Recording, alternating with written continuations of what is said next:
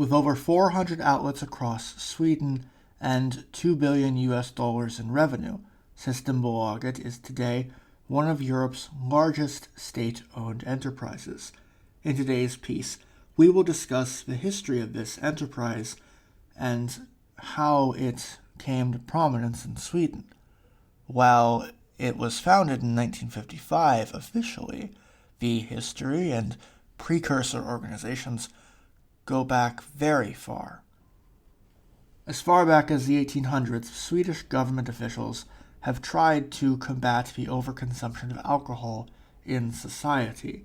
In the mid-19th century, this took the form of Gothenburg public houses, soon called trust public houses. These were institutions where alcohol was sold, employees were picked by the state, and they had several guidelines to follow when selling alcohol to patrons.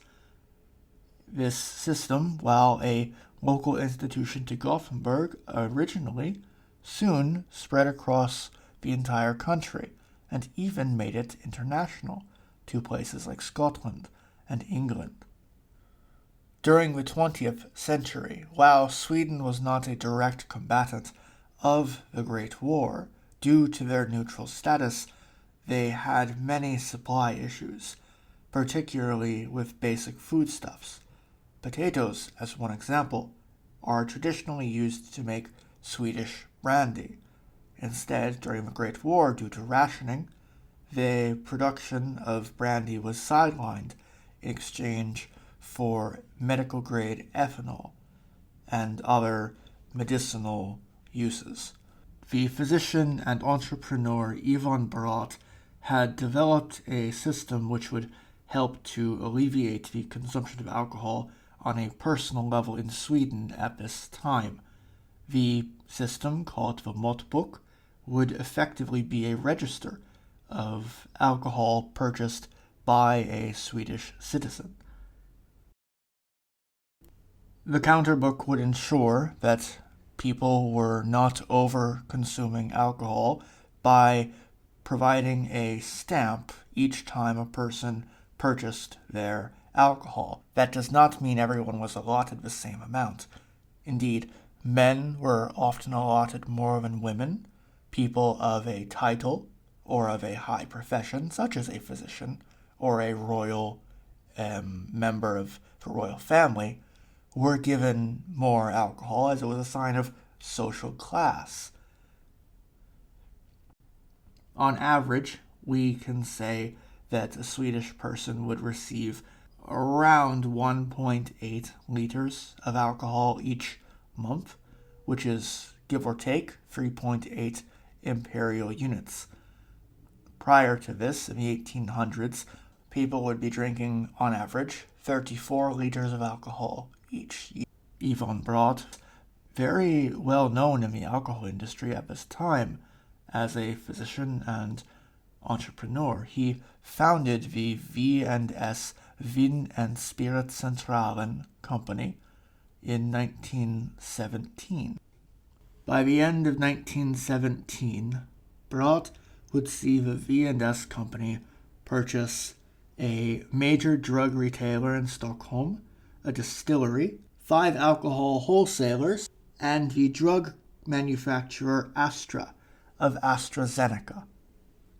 Although hard alcohol and spirits were rationed, this did not mean you couldn't make money through selling wine. By 1922, the war had been over for 4 years, but the rationing and the counterbook system was not over.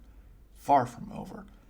The people of Sweden had still felt as if the role of alcohol in society must be lessened. Some had argued for a total prohibition, as the Americans, with many people calling for such a prohibition in the American style. A non-binding referendum was held to see what the government should do in the face of this question. Should alcohol still be sold in Sweden? 889,132 voters were in favor of such a prohibition. while 925,097 people were against such a prohibition.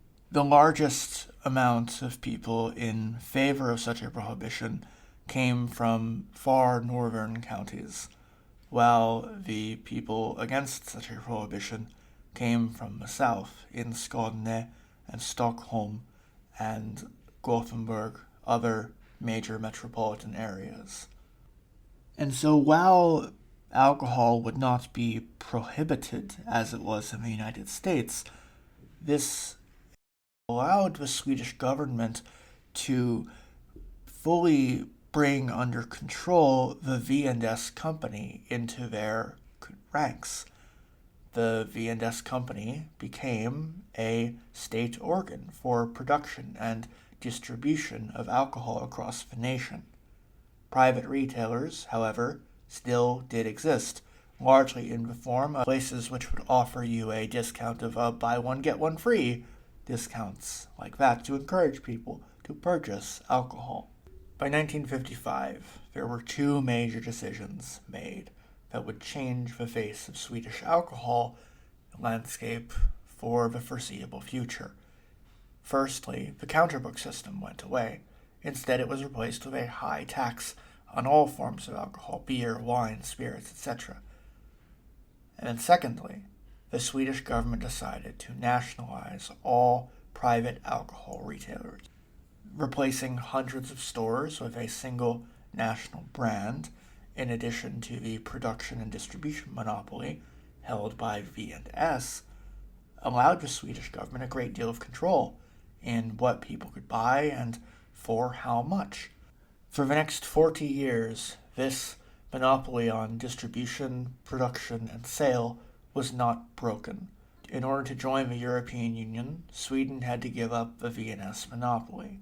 However, contrary to popular belief, the brands and subdivisions were not all sold off at once.